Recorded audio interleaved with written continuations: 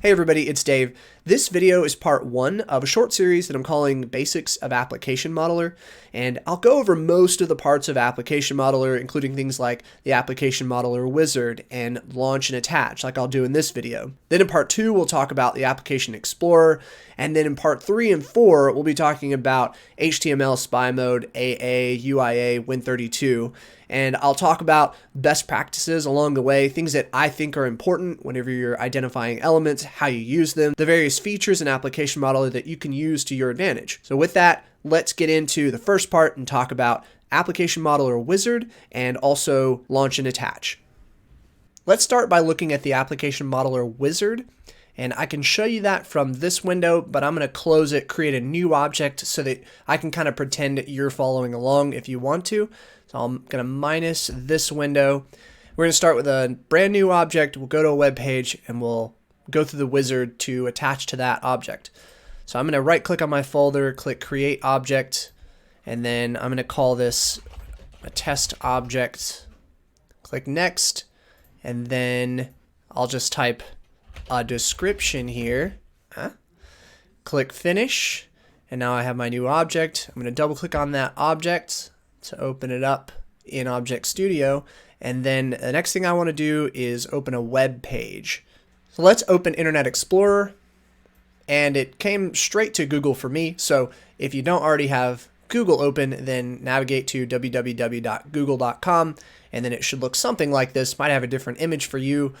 Today is Valentine's Day, and it looks like these two Gumby looking things sent each other Valentines, which is weird because you'd think they would spend time together on Valentine's Day, not be separate, but whatever. So we have our new object open called test object. I'm going to click the application modeler button, and then there are three options we see here: define a new application model, share the application model of another object, do not use an application model with this object. The easiest one here is that if I click do not use an application model with this object, then I click finish, it's just going to go bring me back to where I was before, and it effectively just doesn't define an application model in the code that is saved for this. So if you were to define an application model and then later you decide you don't want one because you're not using the user interface of an app, then you could come back in, click application model, click don't use, and that will get rid of what you've saved already in that. That makes the file a little smaller. Otherwise, I don't really know what the benefit of it would be. The next easiest one to go for is share the application model of another object. Now I say it's easy because in this screen, it really is just choosing a parent object and then clicking finish. The other part of that's easy is the fact that you probably won't use this, but let me briefly explain what this means. If I click this drop down here for parent object, you may or may not see anything listed here. I believe you have to go into that other object and you have to click it to be shared. So let me do that actually really quick. So you see it says Facebook and Functions Tutorial. I'm going to go ahead and click cancel. So you go into another object, has to have an application model defined, and then you double click on this stage that's in the initialize page. It'll bring you to here in the business object properties, go to the information tab, and then you can click this checkbox down here called shareable. Then click OK, and then save the object. And once it's saved, then you can go back to the other object, test object. I'm going to have to refresh this, I think. Go into application model, click share the application model of another object, and now here there's a third object now listed. So I just want to show you where that interaction comes from. Is you go to one object, go to its initialize page, into that information or properties stage, go to the information tab, I think, and then check that box, save it, refresh the object you have open, and then you can come in and do this. So I'm going to click to choose that, click finish. The shared application model cannot be modified. Owning object Google Basic Actions has been locked for editing by another user. Okay, that's fine. Let's just click cancel, and we'll go close that other object. Let's hit application model. So what you see is, first of all, you see a banner that's in really bright red here that says application model belongs to parent object Google Basic Actions. Shared application model is a very unique thing that you should not use unless you understand it. Now, it's not like you'll mess anything up, but you will come across unintended scenarios if you don't quite understand it.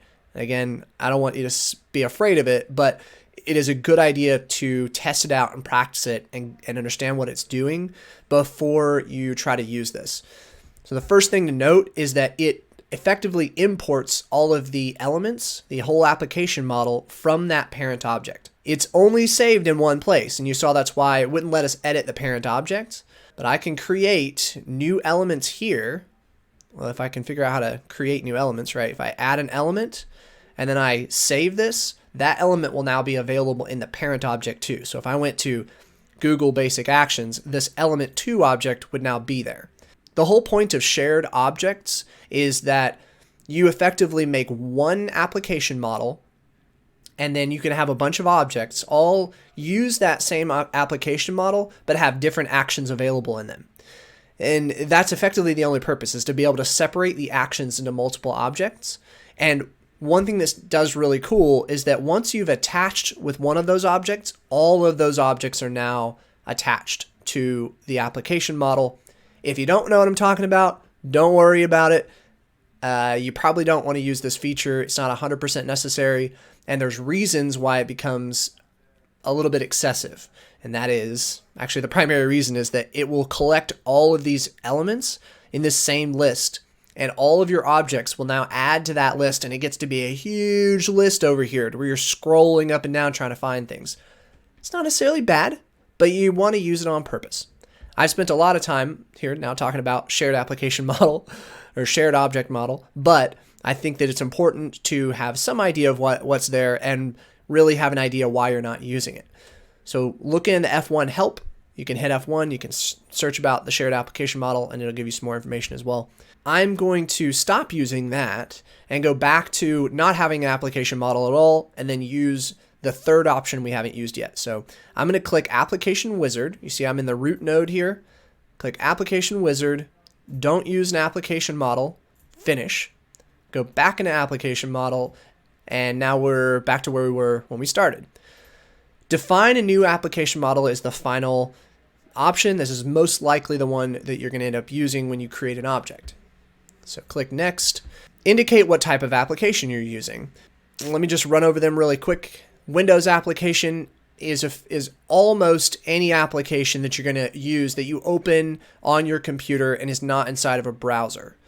A Java application, which is effectively a Windows application because it's running on your desktop, but if you want to be able to spy all the different elements inside of the Java application, you'll want to use the Java mode because that has special capability to interact with Java type elements. Browser-based application, Chrome, Firefox, those are kind of similar to each other. They both use add-ons in those browsers that help you to interact with the web pages, and Internet Explorer does not work that way. It's very different.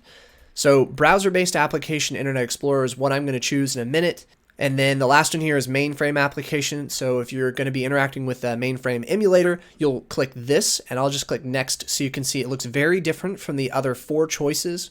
If you're looking for application modeler about mainframes, I will not be discussing that here. Let's go to browser-based application, Internet Explorer. Again, I want to mention that with this, we will be effectively interacting with this like a Windows application as well. So we're really covering both of these points. And then Java and Chrome, Firefox are different. I would say the browser-based application, Chrome, Firefox is still very similar as far as how you're going to interact with a web browser, but the element names are different. You kind of have to deal with it differently. There's less capability, at least last time I checked, with Chrome automation compared to Internet Explorer. There's a whole host of different problems that you can run into as far as, the Chrome updating often, and you need to keep up with that. The add-on needing to be updated to match it, and some other issues that, for now anyways, I typically I continue to use Internet Explorer when I want to automate a web page. I know that Internet Explorer is going to be deprecated. It's going to be, support's going to be dropped by Microsoft and stuff. But right now, despite the supposed security concerns around Internet Explorer, it's not as secure. I just have to make the best decision that I can, which is to continue using it because it just has way more capability than Chrome does right now. And if you disagree with me, I want to know in the comments, and then we can talk about it. The next screen is indicate what type of application you are using, a browser which is already running or a browser that is launched from an executable file. There's very little difference between these, and they are described accurately. But what I want to show you is that depending on which one of these you choose, it might affect how you interact with Application Modeler, but it likely won't really matter that much how you design the rest of the object. So let me just choose a browser that is already running really quick, and I'm going to click Next, and then we'll come back and go through this same model again, choosing the other option. I'll show you what the difference is. So enter the window title of the target application. The wildcards, asterisk, question mark, number sign are valid. So I'm going to go over, and I saw that the window title was Google, right? But if I type Google, this won't work, and I'll show you that that won't work when I get to that point. So let me click Next, enter the Windows process of the target application. I looked in Task Manager, and this is the Windows process for Internet Explorer. I explore. Click Next, and then this page is asking me where the executable file is for Internet Explorer in the case that it can't attach to the application. In my case, I don't want it to actually launch if it can't find the window that I want, so I'm going to delete this. Next. Please enter the URL of your start page, https://www.google.com. Next. Only interact with the elements on the active browser tab. I'm not 100% sure this functions like it's supposed to, but let me just mention that you may or may not want to change this checkbox. If you end up wanting to handle Internet Explorer open with multiple tabs and then interacting with both of those tabs or maybe multiple windows, honestly, I have tested this in different ways. I can't identify that it works any differently.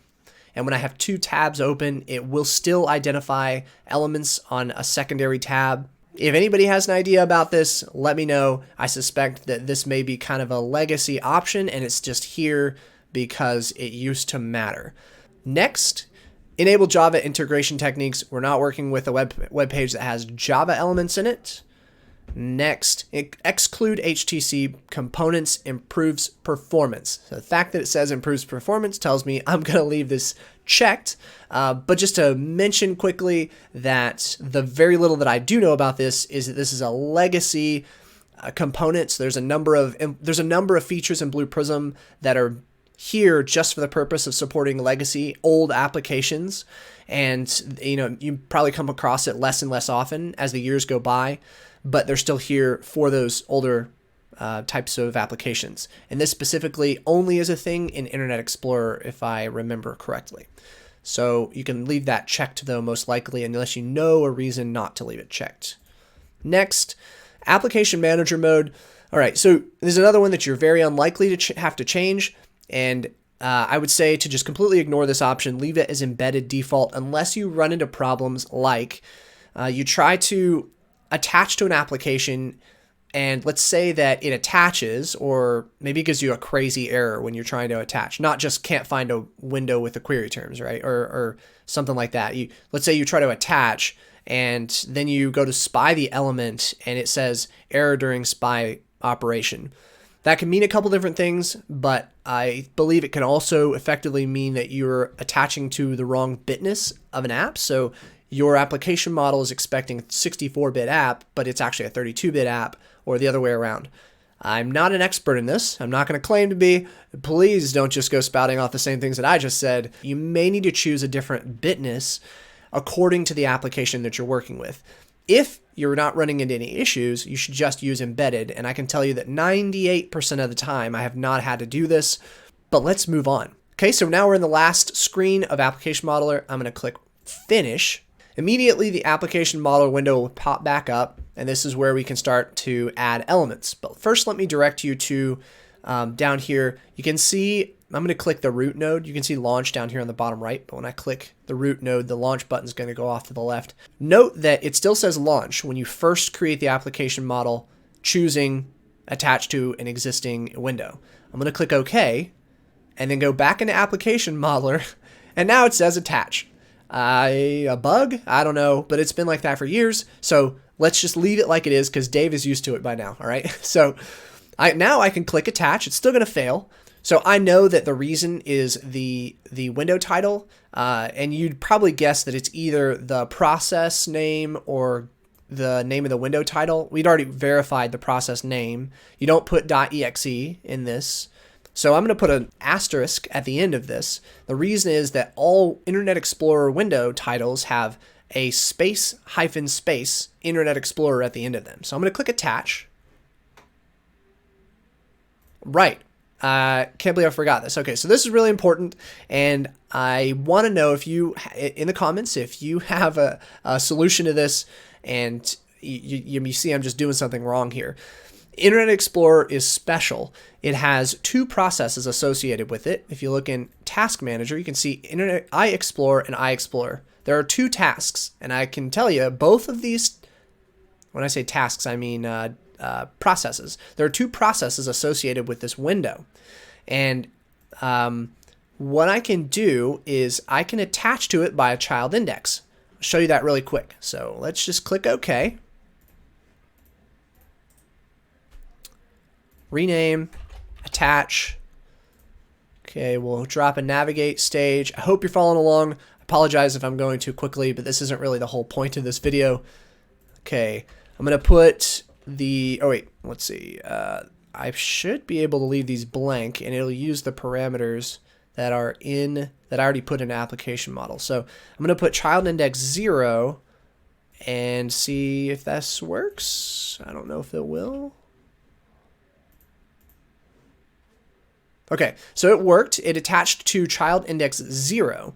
I can go into application model now. I can go over to click an element, click identify, and then I can spy an element, and it works. I know it works because it gave me results over here. Now let me show you this. I'm going to click cancel. I go back into this navigate stage, go down to child index 1, or I go down to child index and change it to 1, and then click OK. Now watch this. Let's detach, and then let's step over this. Now it'll still attach, but watch what happens when I click identify. There was an error during the spy operation. So this, in this case, I just know this because of having tested it and run into this problem a lot. And if you've worked with Internet Explorer automation, you know what I'm talking about. Child index 1 works for attaching. But what we're doing is we're attaching to one of these processes effectively by the index, the child index. So it attaches to one process or the other. And one of them has a user interface that we can interact with, and the other one doesn't. That may not be exactly true, but practically speaking, that's how it's working. Now, before I go back and choose the other option and use the launch from an executable in Application Wizard, let's go back into this navigate stage, and I just want to show you what I did because this may be a little confusing. You've got the details that are over in Application Model, right? Let's detach so that we can see. So reset, detach, Application Model. All right, so we've got the window title and the process name, but we don't have a child index here anywhere as far as I've seen. It'd be nice to have the child index here. But anyway, in order to use the child index 0 or 1 so that we can attach to the right window or the right window process, I have to go use a navigate stage. And so that's what I was doing over here.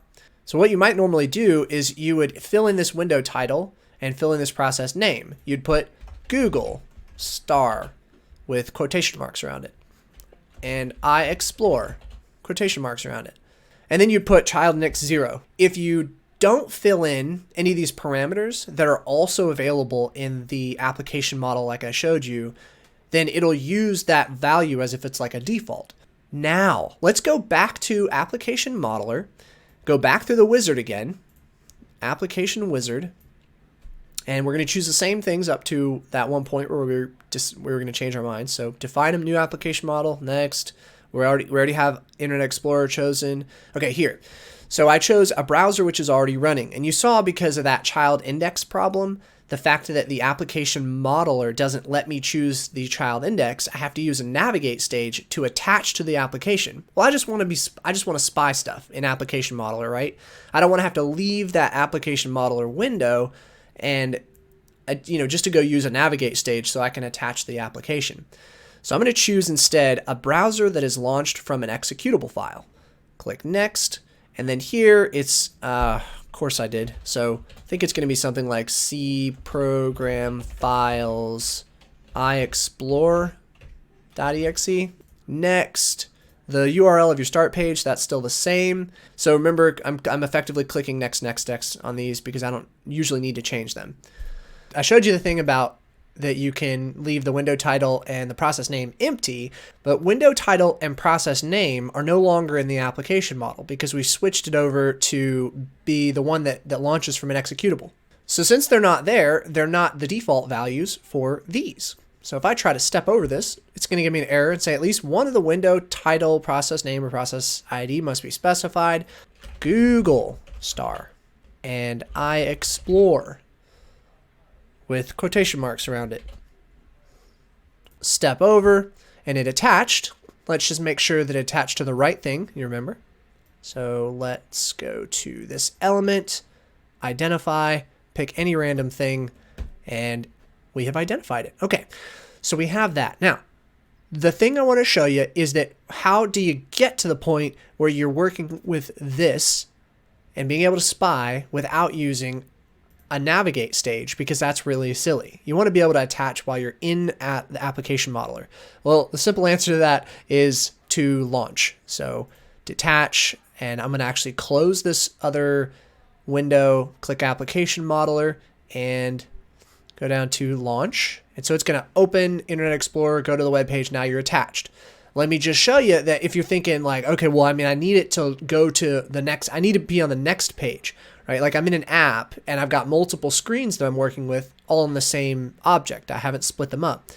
Well, that's simple. You can just do like a search, right? Like you searched here and you're still attached to that same application. It's okay for you to go to other pages and navigate around. So I can still go like identify and spy this, and it still works. You're still attached to this application. You can navigate around in it. That's what I wanted to not forget to let you know, is that you have to click launch, and when it launches, application modeler is designed to attach to the correct one, which is the child index 0 by default. At least it seems like to me. So that's how you can do it without a navigation stage. Remember that in the application model, you're going through the wizard to choose this option, a browser that is launched from an executable file. This auto save backup made at 7:13 p.m. This will happen depending, whatever your frequency is. So if you go up to like backup in the file menu, you could change it to like every 1 minute or something, or every 30 minutes. But the fact is that last I checked, you actually have to click OK and go out of the application model for it to apply your changes along with that backup. So I could add like 15 elements right here, and then that backup can happen. But if I haven't clicked OK, it's not including it in the backup. So if it crashes, I might lose all that. So it's important to periodically just click OK, come back into Application Modeler, and then keep working. Now we can move to more specific, exciting topics in Application Modeler. Thanks for watching part 1 of the series Basics of Application Modeler, where we learned about Application Modeler Wizard and launch and attach. So that should lead right into the next video where we'll talk about Application Explorer.